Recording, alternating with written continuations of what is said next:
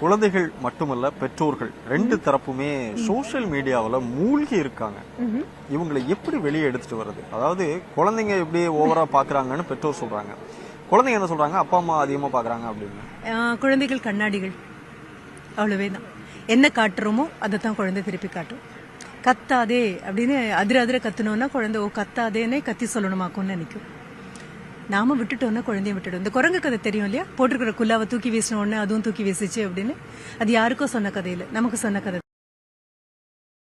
அப்படின்னா குழந்தை அது கையில இருக்கிறது தூக்கி வீசிடும். பேரண்ட்ஸ்க்கு அந்த மனம் வரலையா? அவங்க எப்படி வெளியே கொண்டு வர கஷ்டப்படுவாங்க. சிம்பிள்.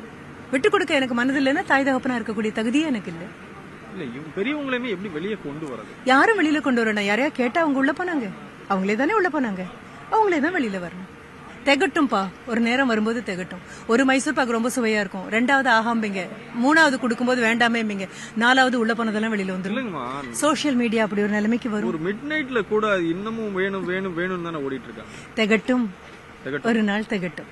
நம்பிக்கை இருக்கு, கண்டிப்பா இருக்கு, கண்டிப்பா இருக்கு. இல்ல திகட்டினதுக்கு அப்புறம் தூக்கி வீசினாங்கன்னா கண்ணுக்கு எட்டின தூரம் வரைக்கும் சோசியல் மீடியா எங்க இருக்குன்னு கூட தெரியாது.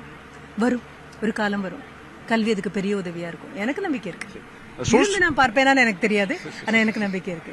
சோசியல் மீடியா அப்படிங்கிறது ஒரு வரமா சாபமா?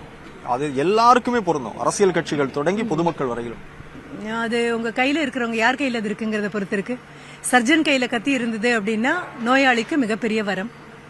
கொலை செய்யக்கூடியவங்க கையில இருந்தது அப்படின்னா எதிரில் இருக்கிறவனுக்கு அது சாபம். அந்த ஆயுதத்தின் மேல பிரச்சனையே இல்லப்பா, பயன்படுத்துறவங்க மனசுல இருக்கக்கூடியது இது. அதனால சோசியல் மீடியா கையில யார் கையில இருக்கோ அவங்களுடைய மனதை பொறுத்தது அது வரமா சாபமா அப்படின்னு. அதை சாபமா மாத்தக்கூடிய சக்தியும் நமக்கு இருக்கு, வரமா மாத்தக்கூடிய வாய்ப்பும் நமக்கு இருக்கு. நான் நன்றி சொல்லட்டுமா? நன்றி, நன்றி, வணக்கம். நன்றி, வணக்கம்.